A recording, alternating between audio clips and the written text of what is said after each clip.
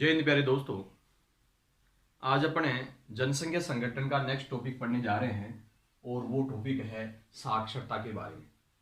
इससे पहले अपन ने विभिन्न प्रकार की ये जैसे लिंगानुपात है, आयु संरचना है, आयु लिंग पिरामिड है, ग्रामीण नगरीय जनसंख्या है, इसके बारे में अपन ने चर्चा की थी और उसके बारे में अच्छी तरीके से तैयारी करवाई थी। आपको इनकी अलग अलग परिभाषाएं भी बताई थी, ये अच्छी तरीके से आपको याद भी करना है।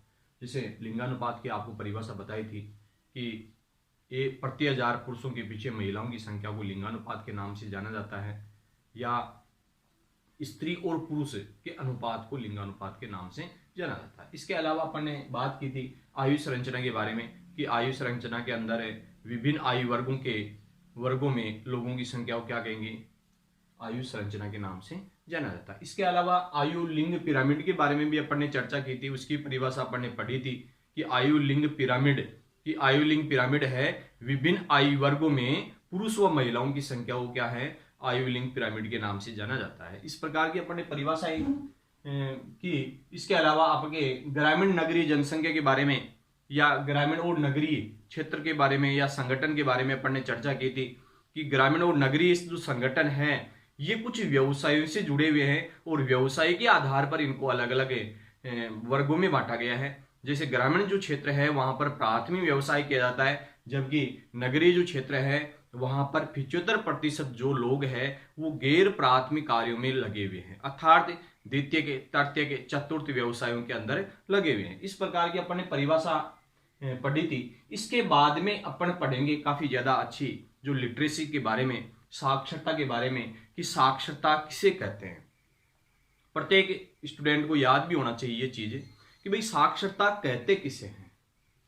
अपने एनसीईआरटी बुक के अनुसार या भारतीय भूगोलवेताओं के द्वारा जो साक्षरता की परिभाषा जो बताई गई आपके कि 7 वर्ष या 7 वर्ष से अधिक आयु के बालक बालिकाएं जो किसी भी भाषा में पढ़ना जानते हैं और लिखना जानते हैं, अर्थात लिखना आता है पढ़ना नहीं आता, या पढ़ना आता है लिखना नहीं आता, वो साक्षरता के अंतर्गत नहीं आता है। अर्थात दोनों कार्य आने चाहिए, लिखना भी आना चाहिए और पढ़ना भी आना चाहिए। इसके अलावा कुछ गणना कार्य भी उनको आना चाहिए। गणना कार्य का मतलब हिसाब किताब का कार्य अच्छी तरीके से आना चाहिए, तब जाकर के वो साक्षरता के नाम से जानेंगे। उसको किस नाम जानेंगे, साक्षरता के नाम से जाना जाएगा। तो इस प्रकार से करने वाला परिभाषा आपको याद भी करनी है कि 7 वर्ष या 7 वर्ष से अधिक आयु के बालक बालिकाएं जो किसी भी भाषा में पढ़ना जानते हैं और लिखना जानते हैं वो साक्षरता के अंतर्गत आते हैं। अर्थात जो पढ़ना जानता है लिखना नहीं जानता, या लिखना जानता पढ़ना नहीं जानता, वो साक्षरता के अंतर्गत नहीं आएगा।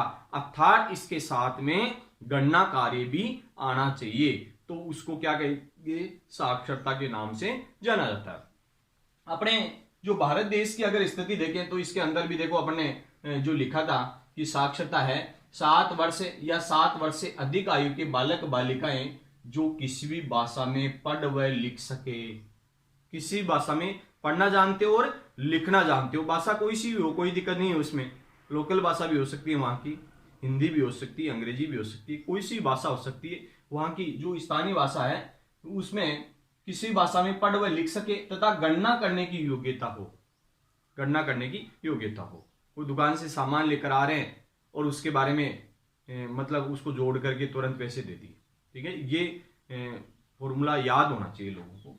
इसके अलावा जो साक्षरता है, साक्षरता एक कारण से जो सामाजिक आर्थिक विकास का जो सूचक होता है उसके देखो क्या क्या परिणाम होता है उसमें, कि रहन सहन के स्तर में क्या है, सुधार होता है, सब जानते हैं आप।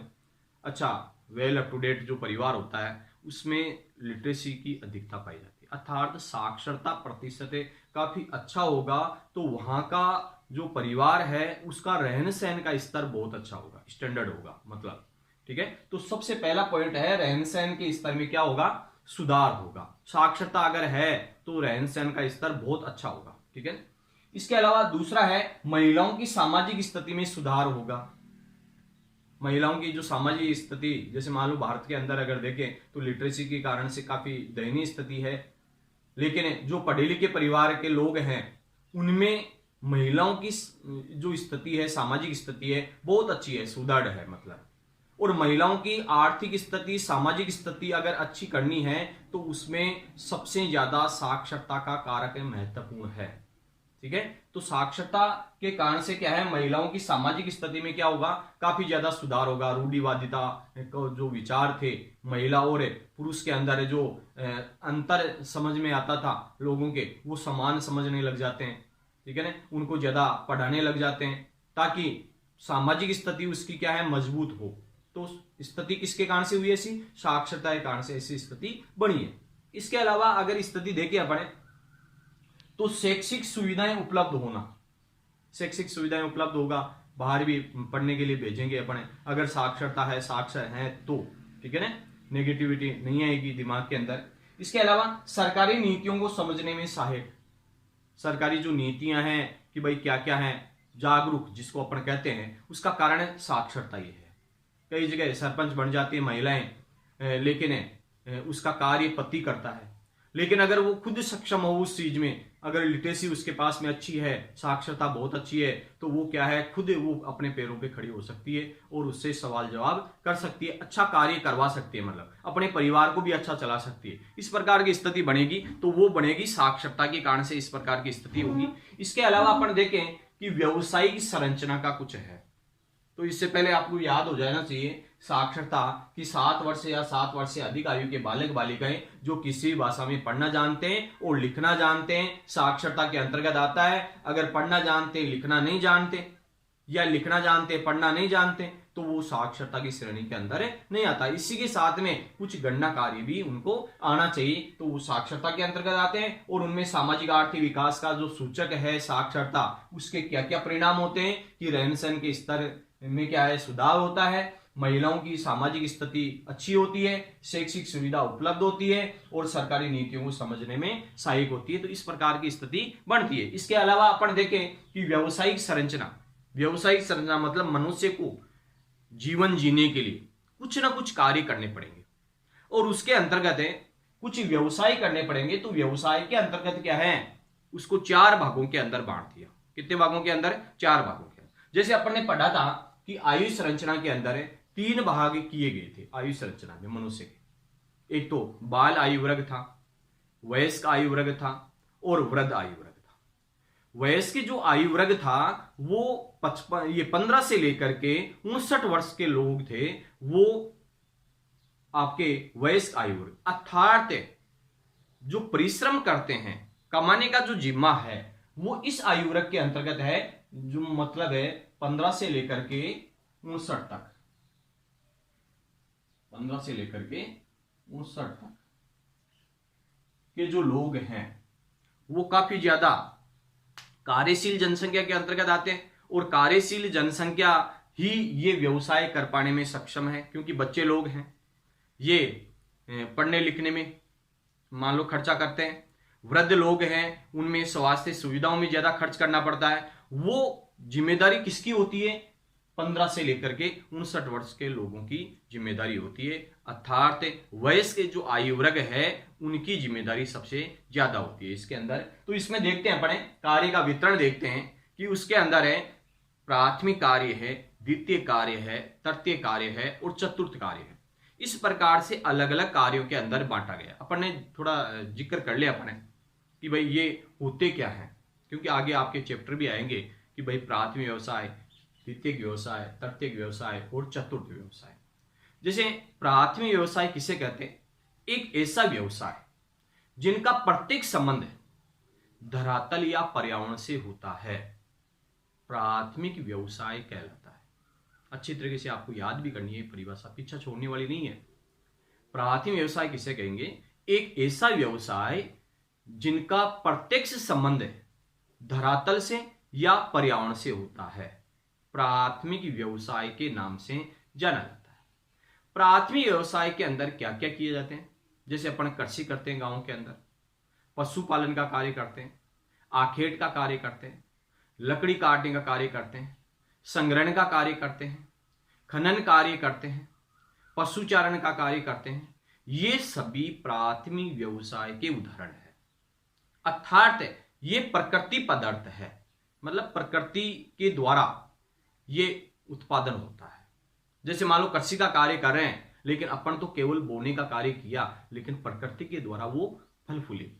ठीक है, इस प्रकार की स्थिति बनेगी उसके अंदर।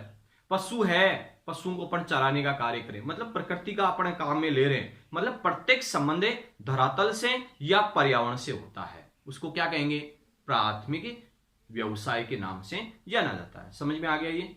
इसके अलावा अपन बात करें द्वितीयक व्यवसाय की, एक ऐसा व्यवसाय, द्वितीयक व्यवसाय एक ऐसा व्यवसाय जो प्राथमिक व्यवसाय से प्राप्त उत्पादों को, एक ऐसा व्यवसाय जो प्राथमिक व्यवसाय से प्राप्त उत्पादों को पुनर्निर्मित कर अधिक मूल्यवान वस्तु में परिवर्तित करना द्वितीयक व्यवसाय कहलाता है। अर्थात विनिर्माण उद्योग, जितने भी उद्योग धंधे हैं उस जगह उसको क्या कहेंगे, द्वितीयक व्यवसाय की श्रेणी में रखा गया। मतलब जितने भी उद्योग धंधे हैं उसको किसमें रखा गया, द्वितीयक व्यवसाय में। क्योंकि देखो जैसे मान लो उदाहरण अपन लें, जैसे गन्ना है, गन्ने का उत्पादन हो रहा है प्राथमिक व्यवसाय में, अपन पटाख भाई कृषि करना है, वो प्राथमिक व्यवसाय है। अब प्राथमिक व्यवसाय से जब गन्ना प्राप्त हुआ तो उसमें क्या है, ट्रक में लाद करके अपन फैक्ट्री तक ले आए और फैक्ट्री के अंदर उसका रस निकाल लिया और रस से क्या बना दिया, गुड़ व चीनी। तो गन्ना हो सकता है आपके 10 रुपए किलो के हिसाब से आए, लेकिन चीनी 10 रुपए किलो थोड़ी बिकेगी, 40 रुपए किलो बिकेगी। अर्थात डायरेक्ट अपन क्या है, चाय बनाने के लिए जैसे मान लो गन्ने को यूज नहीं ले सकते, चीनी को काम में ले सकते हैं। अच्छी मतलब है सुविधा युक्त हो गई, परिष्कृत हो गई, वो वस्तु चेंज कर दिया और अधिक मूल्यवान वस्तु में रूपांतरित कर दिया, इसे द्वितीयक व्यवसाय के नाम से जाना जाता है। तो फिर से मैं परिभाषा बता रहा हूं, प्राथमिक व्यवसाय से प्राप्त उत्पादों को परिष्कृत करके अधिक मूल्यवान वस्तु में रूपांतरित करना द्वितीयक व्यवसाय के नाम से जाना जाता है। किस नाम जानेंगे, द्वितीयक व्यवसाय के नाम से जाना जाता है। क्लियर ये चीज। इसके अलावा अपन बात करें तृतीयक व्यवसाय, एक ऐसा व्यवसाय जो प्राथमिक व्यवसाय को द्वितीयक व्यवसाय से जोड़ने का कार्य करता है, उसको तृतीयक व्यवसाय कहते हैं। जैसे मान लो अपने कहा कि खेतों से गन्ने का उत्पादन हुआ और गन्ना है ये ट्रकों में भर करके और कहां ले गए, फैक्ट्री के अंदर ले गए, तो बीच में माध्यम क्या रहा, परिवहन का कार्य, संचार का कार्य, बैंकिंग का कार्य, व्यापार वाणिज्य का कार्य, ये जो कार्य हुए बीच के अंदर है वो सभी तृतीयक व्यवसाय के अंतर्गत आते हैं।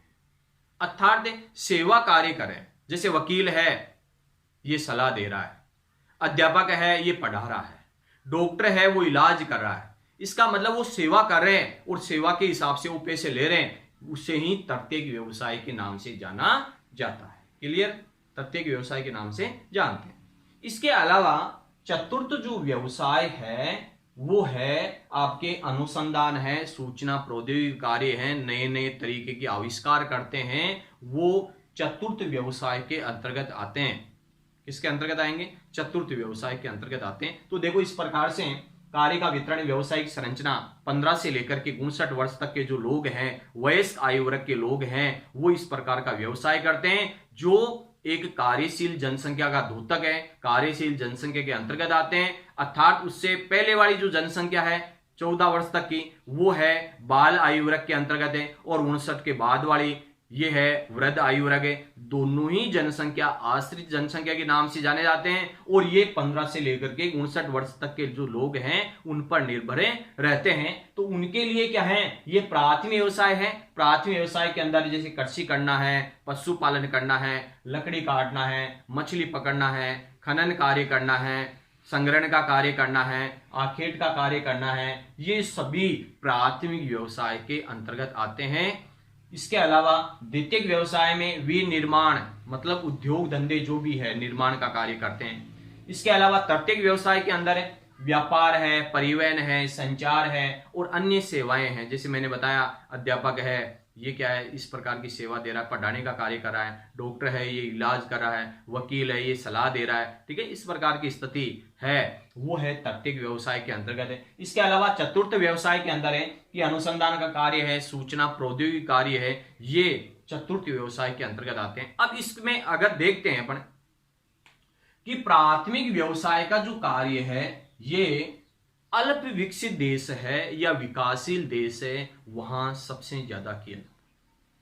अल्प विकसित देश है, विकासशील देश है, उस क्षेत्र के अंदर है प्राथमिक व्यवसाय का कार्य करते हैं। जैसे मान लो अपना जो देश है, भारत देश है, ये विकासशील देश है, और विकासशील देश होने के कारण से यहां पर लगभग 60% जनसंख्या है ये प्राथमिक व्यवसाय में संलग्न है।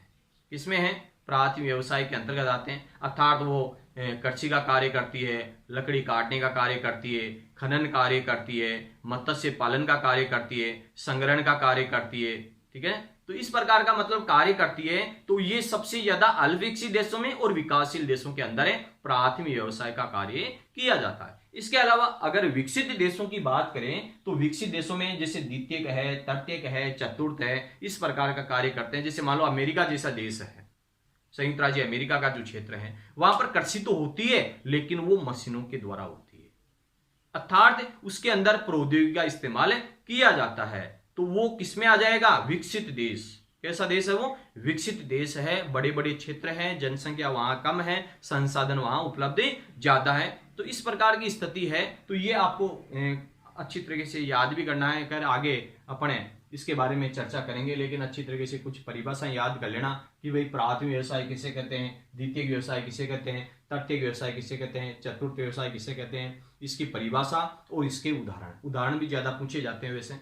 इसके अलावा अपने साक्षरता की परिभाषाएं पूछ लेते हैं कि भाई साक्षरता किसे कहते हैं। तो आपको अच्छी तरीके से ये परिभाषा याद करनी है कि 7 वर्ष या 7 वर्ष से अधिक आयु के बालक बालिकाएं जो किसी भाषा में पढ़ना जानते हैं और लिखना जानते हैं, अगर पढ़ना आता है लिखना नहीं आता है, या लिखना आता है पढ़ना नहीं आता, तो वो साक्षरता के अंतर्गत नहीं आते हैं। इसके अलावा वो गणना कार्य का मतलब गणना करने की योग्यता भी रखता हो तो वो साक्षरता के नाम से जाना जाता है। इनमें मतलब स्तर किस प्रकार से है, इसका स्तर उच्च है या निम्न है, मतलब अच्छी स्थिति में आई है महिलाएं या डाउन स्थिति में आई है, वो भी क्या है साक्षरता प्रभावित करती है। जैसे मान लो अपने देश के अंदर लगभग अच्छी अगर पोजीशन हो जाए साक्षरता की, तो ये रूढ़िवादिता खत्म हो जाए, बालक और बालिका में जो मतभेद है ये समाप्त हो जाए धीरे धीरे। जैसे मान लो आपने देखा भी होगा कि भाई इस प्रकार का मतभेद दूर हो रहा है, इसका कारण भी साक्षरता ही है। इसका कारण क्या है? साक्षरता है। ठीक है, तो इस प्रकार की मतलब है आपको अच्छी तरीके से याद भी करना है।